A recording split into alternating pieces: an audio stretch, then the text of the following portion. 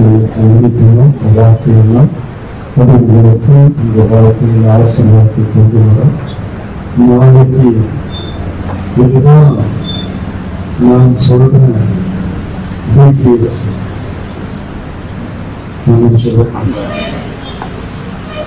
இதுதான் உங்களுக்கு வேத பாடல் தான் உங்களை நல்ல ஒரு பைபிள் காலேஜில்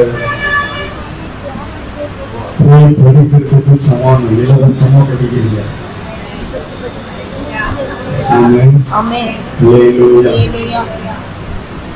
இது 6 வெளிப்படுத்தல் வரைக்கும் தான் பைபிள் ஸ்டடியில எடுப்பாங்க காலேஜ்ல. போனீங்கன்னா எல்லாம் இதுதான். இதை உங்களுக்கு இலவசமா சொல்லித்தரும். இதை கற்றுக்கொண்டு நீங்க ஒரு பெரிய ஸ்காலர்ஷிப்பா இருக்கணும் வேதத்துல. ஆமே, இதெல்லாம் நீங்க தெரிஞ்சு வச்சு கொண்டீங்கன்னா இது உங்களுக்கு பெரிய ஆசீர்வாதத்தை உங்க வாழ்க்கையில கொண்டு வரும். இது என்னன்னா இது ஒரு பெரிய பொக்கிஷம். இதிலிருந்து எல்லாத்தையும் எடுக்கலாம். ஒரு வாழ்க்கைக்கு உண்டான அத்தனையும் இந்த வேதத்தில் இருக்கு. என்ன வேணும் அது இந்த வேதத்திலிருந்து வசனத்தை வைத்து நீ எடுத்துக்கொள்ளலாம், பெற்றுக்கொள்ளலாம். அதனால இந்த வேதத்துக்கு முக்கியத்துவம் கொடுங்க. இந்த வேதத்தை நல்ல தியானிங்க. அது உங்க வாழ்க்கையில பெரிய மாற்றத்தை கொண்டு வரும். அதோடு உன் சந்ததியின் சந்ததியெல்லாம் ஆசீர்வதிக்கப்பட இந்த வேத புத்தகம் காரணமாக இருக்கிறது. ஆபிரகாமுக்கு சுதந்திரமே இல்லை. கடற்கரை மனதத்தனையான சுதந்திரம் வாழ்க்கையில வரும். நட்சத்திரத்தை என்ன போடுவானால் பொழுது அதோட வேளாண் நிறைய போன்ற ஒன்றுமே ஆபிரகாம் தேவனுடைய வார்த்தையை விசுவாசித்தார். அதே போலதான் உன் வாழ்க்கையில ஒண்ணுமே இல்லைனாலும் உன் ஜெனரேஷன் பல ஜெனரேஷன் தாண்டி இப்போதே ஒரு ஆசீர்வாதத்தை மேல வச்சிருவார். இப்போது பார்க்கறது ஒரு சந்ததியா இருக்கலாம். திருமணமாகாதவங்க இன்னொருக்கு கல்யாணமே அவங்க எப்படியா சந்ததி, இதெல்லாம் வருங்காலத்துல நீங்க பார்ப்பீங்க. உன் சந்ததி ஆசீர்வதிக்கப்படும். இந்த வேதத்துல அவ்வளவு பொக்கிஷம் நம்ம ஆதியாகமம் முடிக்கும் இந்த 12வது அதிகாரத்தை நான் பார்த்து கொண்டு வருகிறோம். 12வது அதிகாரத்தை நம்ம எல்லாம் திருப்பி வைத்துக் கொள்கிறோம். 12வது அதிகாரத்துல ஒரு பெரிய வாதை எகிப்து முழுவதுக்கும் இறங்குகிறது. அது என்னன்னா திரைச்சல்கள் முழுவதையும் கர்த்தர் அழித்து போடுகிறார். வசனம் சொல்லுகிறது சாமில்லாத ஒரு வீடும் இல்லை. தலையையும் அழிக்கப்பட்டார் என்று சொல்லி இதெல்லாம் நாங்கள் இருக்கிறோம்.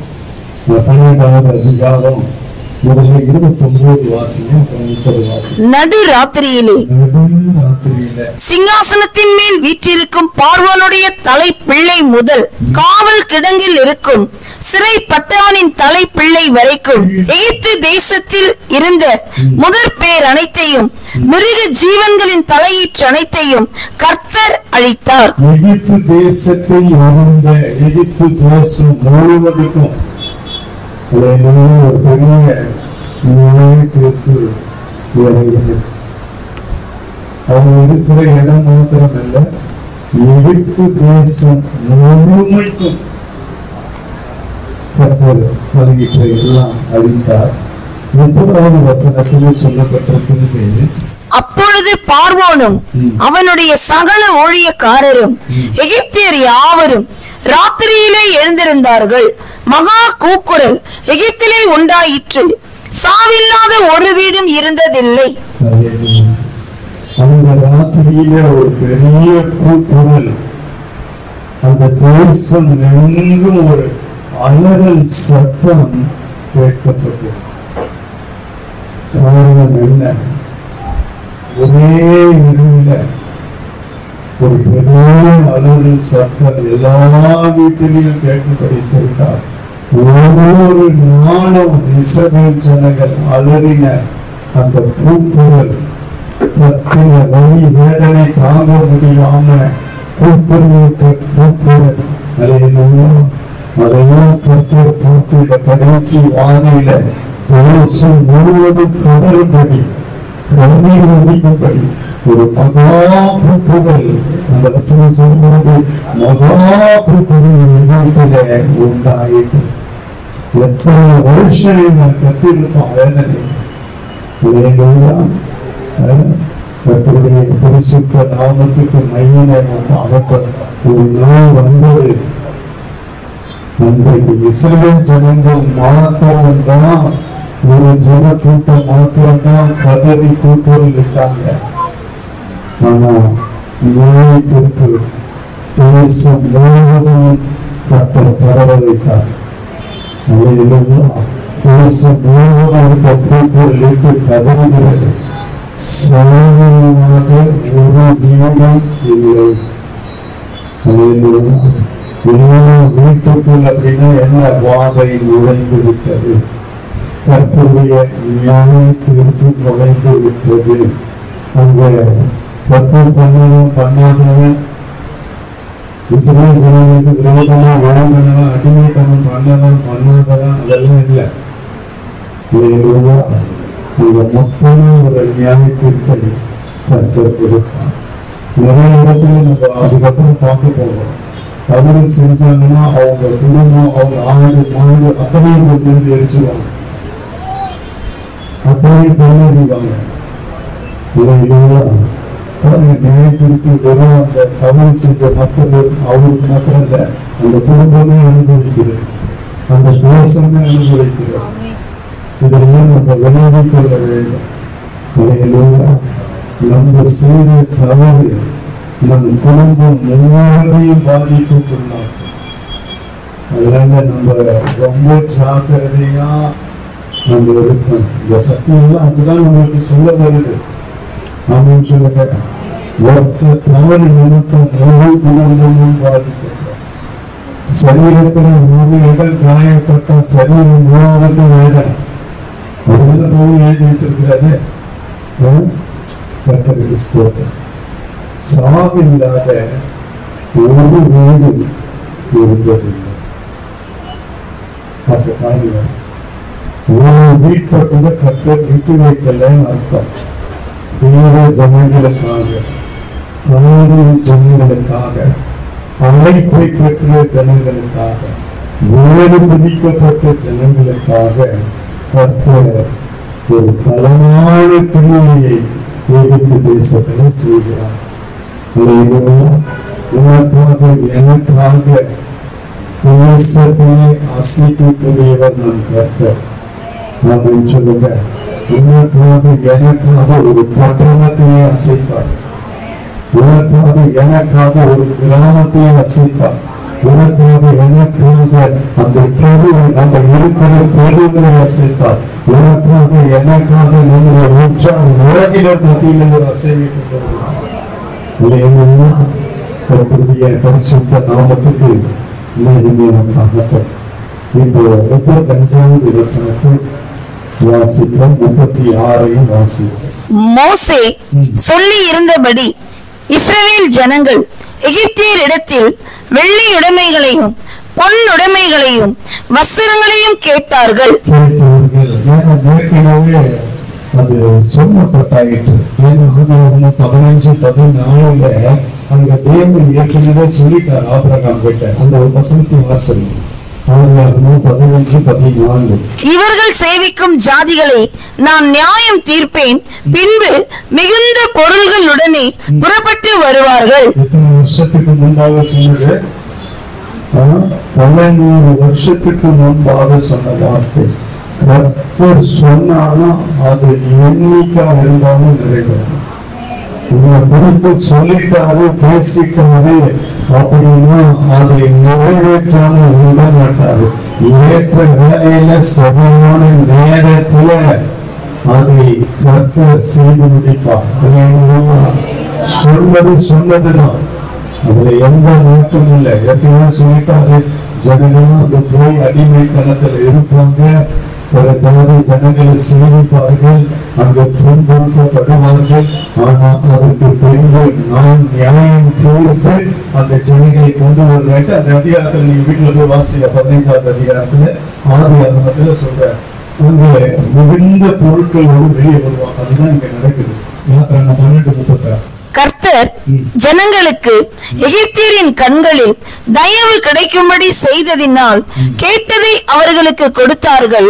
இவ்விதமாய் அவர்கள் எகிப்தியரை கொள்ளையிட்டார்கள். வெள்ளி உடைமைகளையும் பொண்ணு உடைமைகளையும் உயர்ந்த வஸ்திரங்களையும் அங்க ஜனங்கள் இடத்துல கேட்கிறான். கேட்ட உடனே எல்லாத்தையும் எடுத்து கொடுக்க ஆரம்பிச்சு. எல்லாம் அந்த ஒரே நாளில பெரிய பழக்கமாயிடும். வனாந்திரத்துல எல்லாம் பசும் பொண்ணெல்லாம் எப்படி வந்தது? ஆசிரியர் வைரம் வைடூரியம் நகை பொறி பட்டு வஸ்திரங்கள் எல்லாம் எப்படி கிடைச்சது? இங்கிருந்து கொண்டு போனதுதான். ஒரே நேரத்துல கொஞ்ச நேரத்துல அத்தனை அடிமைகளும் பெரிய வசதி வாய்ப்பு உடையவர்களாய், பொண்ணும் வெள்ளியும் உடையவர்களாய். ஏன்னா எப்படி எதுக்காக அதை கர்த்தர் கொடுக்க வைத்தார்? அவங்க கிட்ட இருந்து வாங்கி புடுங்கி கொடுத்தார். அதற்கு காரணம் வருகிறது. ஏன்னா 430 வருஷத்தினுடைய கூலியம் அது அவங்க வேலை செஞ்சதுக்கு அவங்க ஒண்ணுமே கொடுக்கல, ரொம்ப தாழ்த்தி வச்சிருந்தாங்க. நியாயமான கூலி இல்லை. நியாயமான கூலி இல்லைன்னா ஒருத்தர் பார்த்து கொண்டே அதை புடுங்கி பல மடங்கு பெருகி திருப்பி கொடுத்துருவார் அவங்க வீட்டுக்கு பிடிக்கும். அதான் சொல்றாங்க, வேலைக்காரனுடைய கூலிய ஒரு நாள் கூட வச்சுக்காத, ஒரு நைட் கூட வச்சுக்காத. நான் கேட்பேன் அந்த மாதிரி வேலை செய்தவர்களுடைய கூலியை நீ பிடிச்சு வைக்காத. நான் இறங்கி கேட்பேன். வசனம், வேலைக்காரனுடைய கூலியை நிறுத்தி வைக்காத. நாளைக்கு கொடுத்துக்கலாம், நாளன்னைக்கு கொடுத்துக்கலாம், அடுத்த நாள் கொடுத்துக்கலாம். இதெல்லாம் நிறைய தொடர்புடையவங்க. இப்ப நான் அதுக்கு போன ட்ராக் மாறிடும். இதெல்லாம் நிறைய ஜனங்களுக்குள்ள அறியாமையினால நடக்கிற தவறுகள். நாளைக்கு பார்த்துக்கலாம், அடுத்த நாள் கொடுத்துக்கலாம், அப்புறம் பார்த்துக்கலாம், இந்த மாசம் என்ன அடுத்த மாசம் கொடுக்கலாம். வேலையால் கூலிக்கு காத்திரணும் இருக்கலாம். வேலையாளுடைய கூலியை பிடிக்கக்கூடாது. கர்த்தர் காத்தவரை 430 வருஷங்கள் கூலியை எப்படி பல மடங்கு பெருகி முகத்தையும் எகிப்து மொத்தத்தையும் கொள்ளையிட்டாங்க. எகிப்து மொத்தத்தையும் வாஷ் பண்ணி கொடுக்க வச்சார். அவன் இவன் போனா போகிற வீட்டுல தொடர்ந்து வெள்ளியும் பொன்னியும் உயர்ந்த வஸ்துகள் எல்லாம் என்னென்ன கிடைக்கிறதோ தூக்கி வந்து எல்லாத்தையும் தூக்கி போட ஆரம்பிச்சாங்க. என்னப்பா நீ கிட்டே வராது, தூக்கி ஓடு. அத்தனை லட்சம் ஜனங்களுக்கும் எகிப்து முழுவதும் இருக்கிற பொண்ணும் வெள்ளியும் ஒரே நாள்ல மொத்தத்தையும் வாங்கி கொடுத்துட்டாரு.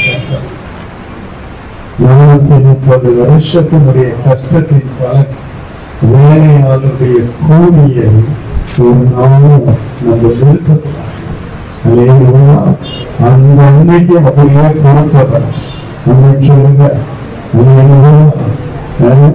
வேலையால் கூலிக்கு அப்புறம் கொடுக்கலாம், கொஞ்சம் கொடுத்துட்டு மீதி நிறுத்திக்கலாம். புரியுதா?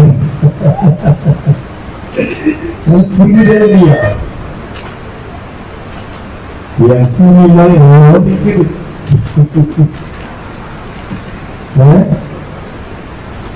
புரியணும்னு நினைக்கிறேன். நாளைக்கு கொடுத்துக்கலாம், அடுத்த நாள் பார்த்துக்கலாம், எப்ப சர்ச்சைக்கு போறதுன்னு கொடுத்துக்கலாம். அவங்களுக்கு கொஞ்சம் பிடிச்சு வைப்போம். நான் வேண்டதில்லை, அதனால கொலையாடாம இருக்கிறீங்க, கொள்ளையடிக்கப்படாம. வேலையால் தன் கூலிக்கு பார்க்க வேலை நிறுத்தக்கூடாது. நான் வேலை செய்யறவங்களுக்கு ஒரு சர்வீட்டா இருக்கா, தேவனுக்கு ஊழியம் செய்ய உங்களுக்கு வேலையாகணும். சரி, அதுதான் விட்டுங்க, அது கத்திற்கு முடியும். அங்கே எல்லாத்தையும் புரிஞ்சு கத்தப்பட்டு ஒரே நல்ல எல்லாம் ஐஸ்வர்யவனாக மாறி அகலாம் ஐஸ்வர்யம். இப்போ அடுத்து அவங்க புறப்பட்டு போகிறாங்க. இப்ப 40வது வசனத்தை கொஞ்சம் கவனிக்க. இஸ்ரவேல் புத்திரர் எகிப்திலே குடியிருந்த காலம் 430 வருஷம்.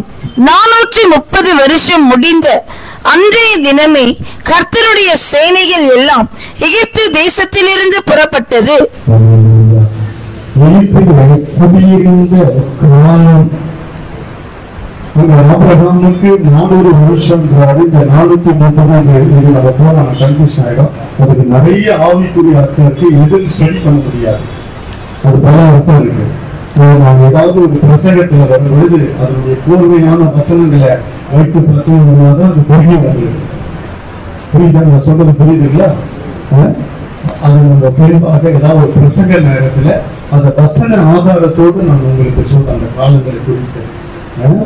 இப்போ 430 வருஷம் முடிந்த அன்றைய தினமே கர்த்தருடைய சேனைகள் அங்க மறந்து பாருங்க.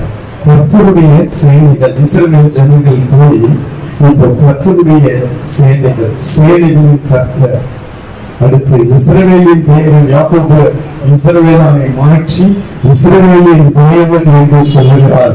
அந்த ஒரு மனுஷனுடைய பெயரின் மூலமாக தேவன் வெளிப்பட்டார். இப்போ அத்தனை இஸ்ரவேல் ஜனங்களின் தேவனாய் கர்த்தர்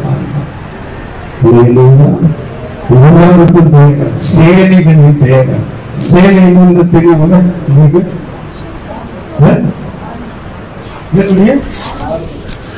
அதுவும் சொல்லலாம், அதுவும் சொல்லலாம். அவங்க மட்டும் சொல்ல முடியாது. சேனை என்பது சாதாரணமா கட்சியில போறாங்க கும்பல், அது கூட ஒரு சேனைன்னு சொல்லலாம். சேனைன்னா ஒரு பட்டாளமாய் ஒரு குரூப்பா எழும்பி தேவ ஜனங்கள் அத்தனை பேரும் சேர்ந்து எழும்பி புறப்படுகிறார்கள். அங்கதான் இப்ப சொல்றாரு, கர்த்தருடைய சேனைகள் எல்லாம் எகிப்திலிருந்து புறப்பட்டது. அதுக்கு பின்பு வசனம் வந்து சேனைகளின் கர்த்தர் அப்படின்னா என்ன? இஸ்ரவேலின் கர்த்தர், அதாவது அந்த ஜனங்களுடைய கர்த்தர், இஸ்ரவேலின் ராணுவங்களின் தேவன். இதெல்லாம் வர நான் அப்புறமா சொல்றேன் உங்களுக்கு. இப்போ எல்லாம் புறப்பட ஆரம்பிச்சுட்டாங்க. இஸ்ரவேல் புத்திரர் ராமசேசை விட்டு கால்நடையாய் பிரயாணம் பண்ணி சுக்கோத்துக்கு போனார்கள். அவர்கள் பிள்ளைகள் தவிர 6 லட்சம் புருஷராய் இருந்தார்கள். 6 லட்சம் பேருன்னு இங்க போட்டிருக்கேன். அவங்க மனைவிகள், பிள்ளைகள், அவங்களுடைய பெற்றோர்கள், இப்படி எல்லாம் சேர்த்து உலக வல்லுநர் சொல்றாங்க 25 லட்சத்துக்கு மேலன்றாங்க. 25 லட்சத்துக்கு மேல. சரி, ஒரு 25 லட்சம் வச்சுங்க. 25 லட்சம் ஜனங்களை கொஞ்சம் நினைச்சு பாருங்க, எப்படி இருப்பாங்க பாருங்களா? ஒரு கல்யாணத்துல 1000 பேர் வராங்க, சமாளிக்க முடியல. ஜனம் அவங்களை உட்கார வச்சு சோத்தை போட்டு அனுப்புறதுக்கு திட்டு தரானோ தரையோ வேண்டாது. அவ்வளவு பேரைய நீ கவனிச்சு திருப்தியா அனுப்பவே முடியல. ஒரு 1000 பேருக்கே தள்ளாடே இல்ல. அவன் சொல்லுவானா, அவன் ஏதாவது சொல்லுவானா, அவன் அப்படி சொந்தக்காரத்துல ஒரு கேங்க சேர்த்துவானா, அப்படி பேசுவானா. இவ்வளவு பார்க்க வேண்டியதா இருக்குது. சோறு ஆயிடுச்சா 10 தான், 10 இதை பார்க்கணும். வந்த கல்யாணத்துக்கு மூஞ்ச திரும்பிக்கணும், என்னை பார்க்கவே இல்லை, பார்த்துட்டு பார்க்காத மாதிரி போன. இதெல்லாம் இருக்கு. ஒரு 1000 பேருக்கு 25 லட்சம் ஜனங்க. கொஞ்சம் யோசிச்சு பாருங்க, எப்படி போயிருப்பாங்க. மந்தையாக போயிட்டே இருக்கும்.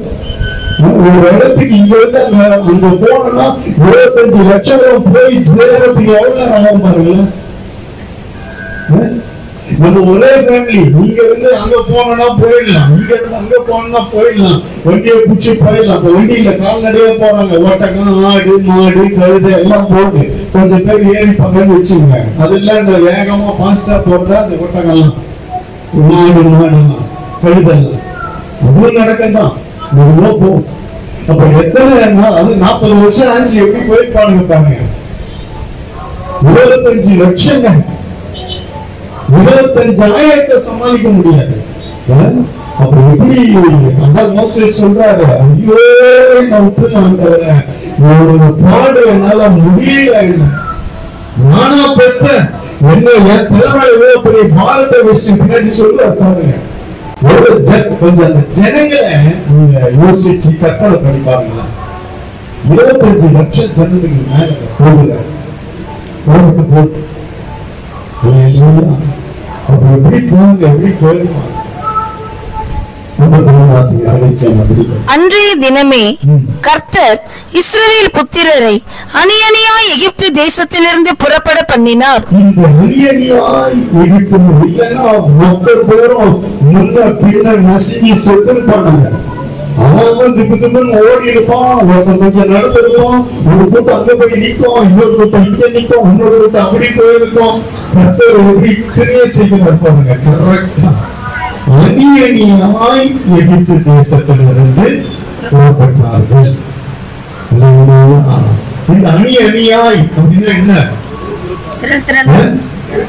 கோத்திரம் கோத்திரமாக புறப்பட்டு போனார்கள். ஒரு வசனம் இருக்கு, என்னாரமத்துல திருப்பி கொள்ளுங்க. 10ஆம் அதிகாரம் 13 வாசிங்க. இப்படியே கர்த்தர் மோசேயை கொண்டு கட்டளையிட்டபடி முதல் பிரயாணம் பண்ணினார்கள். இஸ்ரவேல் ஜனங்கள் புறப்பட்டு போனாங்க. இப்படியே கர்த்தர் மோசே கட்டளைப்படி முதல் பிரயாணம் பண்ணினார்கள்.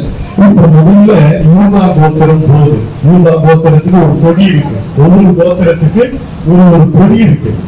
அந்த கொடி முதல்ல யூதா கோத்திரத்து ஜனங்க எத்தனை 1000 பேரோ எத்தனை லட்சமோ ஃபர்ஸ்ட் இருக்கும். அதுக்கு பின்பாக இசக்கார் சந்ததியின் கோத்திரத்தின் சேனைகள் புறப்படுகிறது. அதுக்கப்புறம் செல்வம் சந்ததி, இப்படி 12 கோத்திரமோ ஒவ்வொன்றின் ஒன்றா போகுது. இல்லைன்னா 10 லட்சம் பேரு நீ முந்தி நான் முந்தின்ட்டு ஓடி இருப்பாங்க.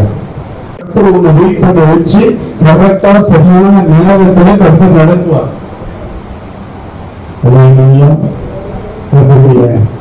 பரிசுத்த நாமத்துக்கு மந்திர ஒரு ஃபங்க்ஷன் மீட்டிங்கு பார்த்துட்டேன். புறப்பட்டு போயிட்டேன். போயிட்டு நடுவில் ஒரு குடும்பத்தை சந்திக்க வேண்டியிருந்தது. திடீர்னு அவங்க எதிர்பட்டுட்டாங்க. அவங்க வலிக்கட்டாங்கன்னா எங்களை நிற்க வச்சு டீ எல்லாம் வாங்கி கொடுத்து கொஞ்ச நேரம் பேசி, இல்லை நான் போறேன் டைம் ஆகுதுன்னா, இல்லை அங்க கப்பல் ஏதோ பாருங்க நம்ம கிளம்பிட்டு ஜபம் பண்ணுவோம். சரி இவங்களை முடிச்சோம். அங்க ஒரு லேட்டு போய் கிட்ட சேரும்போது ஒரே டிராபிக், இன்னும் ஒரு காலம் லேட்டு. சரி என்னடா பண்றது, அவங்க லேட் ஆயிடுச்சுன்னு சொல்லி உள்ள போறேன். உள்ள போனா ஜாலியா என்னப்பா எல்லா பேரும் வந்து இருக்கிறாங்க, நீங்க வந்ததுதான் கரெக்ட். நான் முன்னாடியே பார்த்தேன்னா ஒரு சொன்னாலே உட்கார்ந்து வந்துருக்கிறோம். அப்போ ஒரு சில நேரத்தில் கர்த்தர் நடத்துகிறதுதான் பாருங்க. அப்போ இதெல்லாம் கர்த்தர் நம்முடைய வாழ்க்கையில படிப்படியா கரெக்டா சரியான பாதையில நடத்துவார். நம்ம முட்டக்கூடாது, ஓடக்கூடாது. அவங்க அவங்களுக்கு ஒரு பாதையை நியமிச்சிருக்கிறாரு. இவன் முன்னாடி போயிட்டாங்க, ஞாபகத்துல நான் பின்னாடி போனோமா அப்படின்ற எண்ணம் வரக்கூடாது.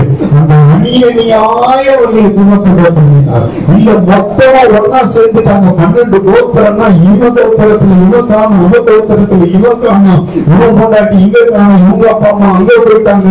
ஒரே கொலாப்ஸாய் மொத்த பேரும் அங்க ஒரு பெரிய என்ன சொல்றது, பெரிய ஒரு இடையூறாக இருக்கும். இதெல்லாம் கர்த்தர் வழிநடத்துறது. அதே போலதான் நம்முடைய வாழ்க்கையிலும் கொஞ்சம் சிந்திக்கணும். படிப்படியா கர்த்தர் கரெக்டா ஸ்டெப் பை ஸ்டெப்பா நம்மளை நடத்துவார். நீ மத்தவங்களெல்லாம் பார்க்க தேவையில்லை. அவன் முன்னாடி போறான், இவன் பின்னாடி போறான், போட்டான், அவனுக்கு பின்னாடி அடுத்தது ஒண்ணு வச்சுட்டு அடுத்தது ஒண்ணு கொண்டு போவார். ஆனா காணானை சுதந்திரிக்க வைப்பார். எல்லா ஜனங்களுக்கும் காணாது. முதல்ல யூதா புறப்படுது. அந்த வசனத்துல வாசிக்கணும். அதுக்கப்புறம் அந்த 28வது வசனத்துக்குள்ள பாத்தீங்கன்னா 8வது வசனத்துல 13 ஆரம்பிக்குது. ஐசக்கார் சொல்லுவோம் அப்படியே அவங்க சந்ததிக்கு ஏற்ற மாதிரி, அந்தந்த கோத்திரத்துக்கு ஏற்ற மாதிரி, அந்தந்த ஜனங்களுக்கு ஏற்ற மாதிரி முன்னெடுக்கிறார். அப்படியே கரெக்டா இருக்கிறார். கரெக்டா செய்வார் அப்படின்னு சொல்லுங்க.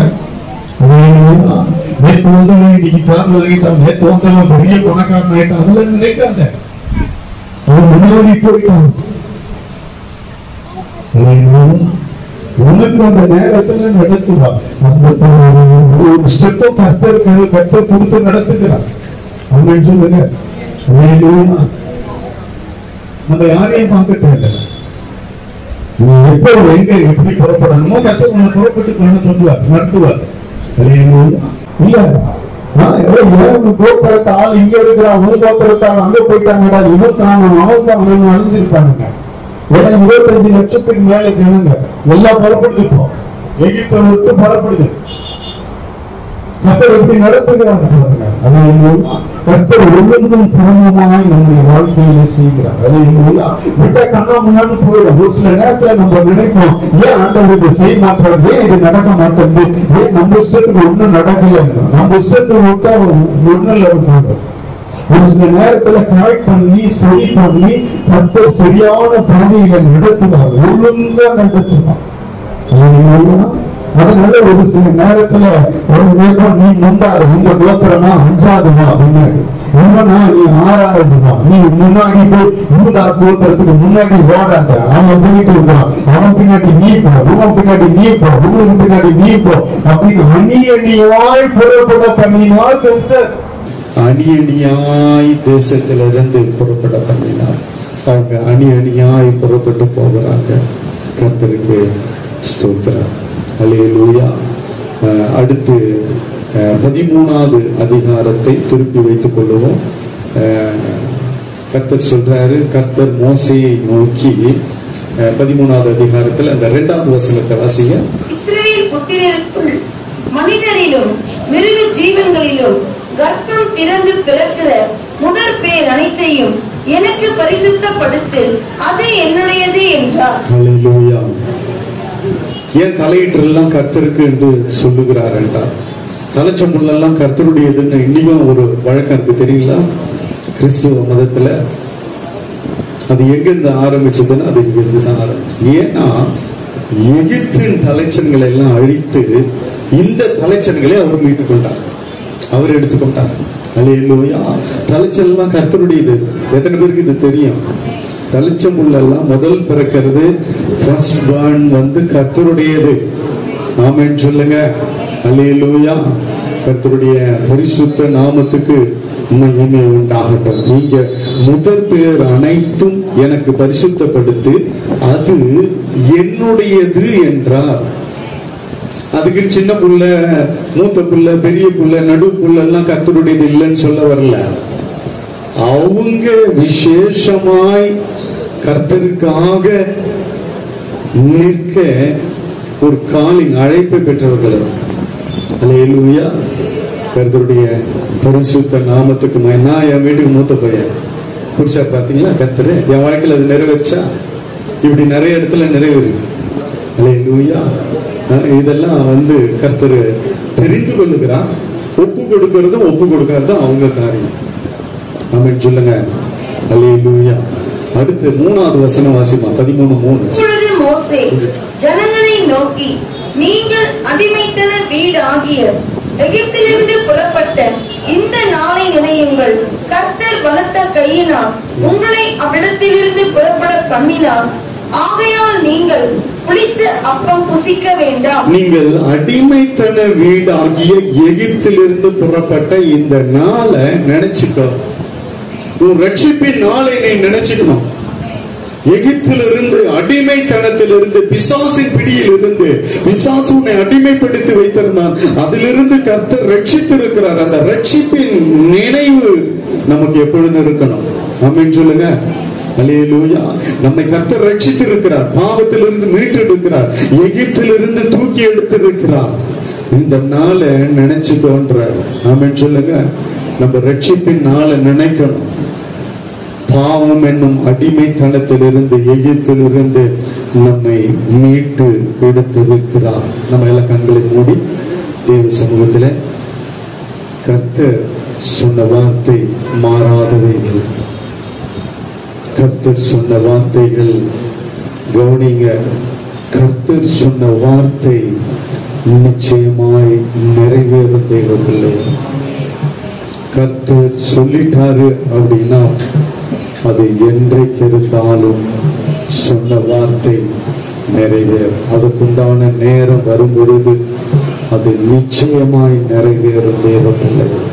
அது மட்டுமல்ல, அந்த எகிப்திலிருந்து ஜனங்களை பல வாதைகளை கொடுத்து, ஜனங்களை வாதித்த அந்த எகிப்துக்கு பெரிய வாதைகளை கொடுத்து ரிப்ளை பண்ணி அவங்களுக்கு என் ஜனங்க எப்படியெல்லாம் கஷ்டப்பட்டாங்க என்பதை அவர்களுக்கு உணர்த்தி அதுக்கு பின்பு கர்த்தர் அழைத்து கொண்டு வருகிறார். இப்படிதான் அழைத்து கொண்டு போவார். உன் பாதையில எத்தனை இன்னல்கள், இடையூறுகள் வந்தாலும், உன் வாழ்க்கையை ஒன்றுமில்லாமல் ஆக்க வேண்டும் என்று சொல்லி இருந்தாலும், உன்னை அடிமைத்தனப்படுத்தி வைத்திருந்தாலும், கர்த்தர் என்ன செய்யணுமோ அவர்களுக்கு செஞ்சு உன் கரத்தை பிடித்து உன்னை நடத்துவார் தேவ பிள்ளையே. அதுல எந்த மாற்றமும் இல்லை. அல்லேலூயா. உன்னை நசுக்கினவர்களுக்கும் ஒடுக்கினவர்களுக்கும் கர்த்தர் நியாயம் செய்து உன்னை புறப்பட பண்ணுவார், உன்னை நடத்துவார். அது மட்டுமல்ல, கர்த்தர் அங்கே எல்லாம் கொள்ளை பொருளை கர்த்தர் அங்க கொடுத்தார். அவங்க கூலியை, பல வருஷத்து கூலியது, 430 வருஷத்தினுடைய சம்பளம். அது கூலிய மொத்தத்தையும் ஒரே நாள்ல கர்த்தர் அத்தனை எகிப்தில் இருக்கிற அத்தனை பேர்கிட்ட இருந்த அவ்வளவு பொன்னையும் வெள்ளியையும் பொருட்களையும், விலை உயர்ந்த பொருட்களையும் வாங்கி கொடுத்துட்டார். அவன் கொடுத்து கொடுத்து நீ போனா போதும் இங்க இருந்து என்று சொல்லி எல்லாவற்றையும் கொடுத்து அனுப்ப. எல்லாம் அந்த ஒரே நாளிலே அடிமைகள் அத்தனை பேரும் மிகப்பெரிய பணக்காரர்களாய் மாற்றிவிட்டார்கள். அல்லேலூயா, அல்லேலூயா. அவங்க ஜனங்களுடைய வேர்வை, ஜனங்களுடைய அந்த ரத்தம் சிந்தப்பட்டு, ஜனங்களுடைய